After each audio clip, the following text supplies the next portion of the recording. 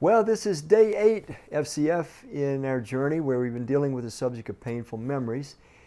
And we're going to look into the life of the Apostle Paul. And in his writings that we have in the New Testament, he wrote 13 books in the New Testament. It is not an unusual thing to see him looking back. He never seemed to shake the time when he was the enemy of Christ, when he was a persecutor of the followers of Christ. In fact, in Acts chapter 7, he's standing there holding the cloaks of people who were stoning Stephen, the first Christian martyr. Such an enemy of Christ was he before he sees the risen Christ and is converted and then becomes the greatest servant Christ ever had.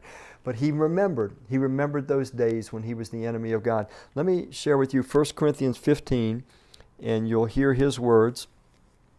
And starting in verse 5, Paul is talking about those that saw Christ when he rose. 1 Corinthians 15:5, and after that he appeared to Peter and then to the 12. After that he appeared to more than 500 of the brothers at the same time, most of whom are still alive, though some have fallen asleep. Then he appeared to James, then to all the apostles, and last of all he appeared to me, Paul talking about himself, also as one abnormally born. For I am the least of the apostles and do not even deserve to be called an apostle, because I persecuted the church of God. Noticed his painful memory. He couldn't shake it, that he felt like he didn't even deserve to be an apostle because he had persecuted the church of God. But listen to what he goes on to say.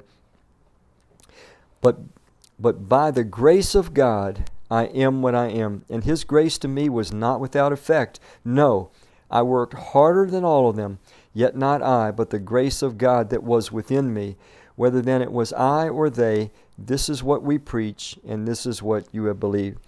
So Paul never seemed to shake the painful memory that he persecuted and sought to destroy the church of Christ. But it motivated him, it incentivized him to work more passionately and more wholeheartedly for the rest of his life. Paul serves Jesus for 32 years. He goes through more hardships, more persecution, more difficulties by far than any human being that's ever been listed in history, all because of his passionate devotion to Christ. And I suspect that these memories of the time when he sought to destroy the church of Jesus was always a part of that motivation. I'm not saying that we should live ever with that old painful memory, ringing in the ears of our soul. But sometimes that painful memory's existence can motivate us, can incentivize us to serve God with a deeper passion, with a deeper gratefulness, with a fuller joy than if it had not happened, until the day comes, like Isaiah 65 says, when the former things will be remembered no more. Revelation 21 talks about God's going to create a new heaven and a new earth where there's no more sickness, no more pain, no more suffering, no more death, no more painful memories.